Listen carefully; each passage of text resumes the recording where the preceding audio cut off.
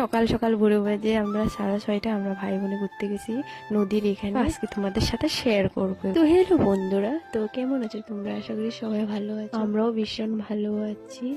তো আজকে দাদারে সকাল সকাল উঠাই দিছি, বেলা বাজে 6টা। তো তখন বলছি চল, দাদা বলছে এত সকালে ঘুরতে যাওয়াটা ভালো না, ঠান্ডা অনেক ঠান্ডা, আর নদীর পাড়ে তো অনেক ঠান্ডা পড়ে, তার জন্য। তো আমি কি দাদার কথা শুনি? আমি তো বলছি রাজি তো করেছি, যাবো। তো আমি উঠাই নিলাম, দাদা বড়দা মেজদা তো সবাই মিলে ঘুরতে গেছি নদীর পাড়ে।